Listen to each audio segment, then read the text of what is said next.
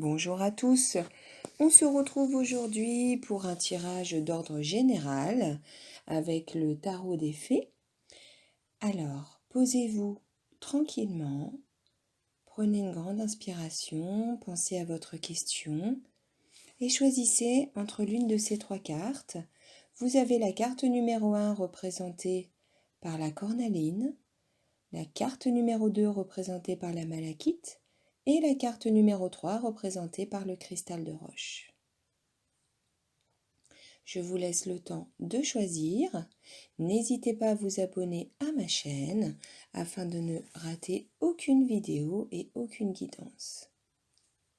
Alors, pour ceux qui ont choisi la carte numéro 1 avec la cornaline. Alors, on nous parle ici d'équilibre. Il est désormais temps de s'ouvrir au compromis et de vous montrer coopératif avec les autres. La résolution parfaite est celle qui tient compte des avis de chacun et les transcende en une situation dans laquelle tout le monde est gagnant et se sent respecté. Prenez le temps de faire une vraie pause, de respirer profondément et même d'aller faire une promenade dans la nature en compagnie des fées. Demandez-leur de vous libérer de toute anxiété que vous ressentez peut-être en ce moment, afin de pouvoir enfin vous sentir à nouveau serein. Ce temps de réflexion peut vous aider à découvrir des solutions nouvelles et originales.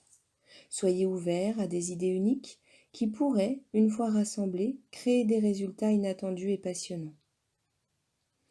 Comme vous le voyez sur l'image, la fée se tient devant la bouche du puissant lion. L'eau rouge qu'il déverse est bien sûr le sang, qui représente l'énergie féminine, tandis que l'eau blanche, quant à elle, symbolise la force masculine. Donc vous voyez que les deux s'équilibrent dans la coupe que la fée tient. Elles se mêlent, évidemment. Donc sachez que ces deux énergies sont nécessaires à la création, à la réussite, à la santé, au bonheur, et sont donc d'égale importance. Pour ceux qui ont choisi la deuxième carte avec la malachite, on nous parle ici de liberté. On nous dit que vous pouvez tirer les leçons du passé et avancer de nouveau, ou vous pouvez les laisser vous tirer en arrière, à vous de voir. Cela peut se vérifier dans tous les aspects de votre vie, que ce soit au niveau de vos relations, de votre carrière ou de votre santé. Lorsqu'un attachement à votre histoire personnelle vous empêche de progresser et d'être heureux, il est alors temps de vous libérer du passé, d'aller de l'avant avec audace et de choisir de prendre une nouvelle direction. Vous avez souvent pu anticiper et accueillir les changements qui sont survenus dans votre vie. Alors, bien que changer puisse être un challenge, les faits vous rappellent ici que vous êtes voué à un avenir brillant et magique. N'attendez plus. Faites dès maintenant vos premiers pas sur le chemin du bonheur. Et d'ailleurs, vous le voyez sur la carte, la fée est représentée avec des ailes de paon. Et en plus, elle tient sa main des roses blanches. Donc tous les deux, les roses et le paon, sont le symbole de pureté et d'immortalité. Enfin, pour ceux qui ont choisi la troisième carte avec le cristal de roche, on nous parle ici de patience.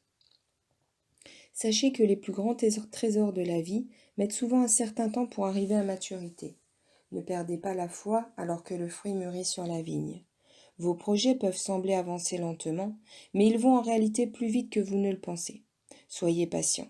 Votre récolte sera bientôt prête et vous verrez à quel point vous avez réussi.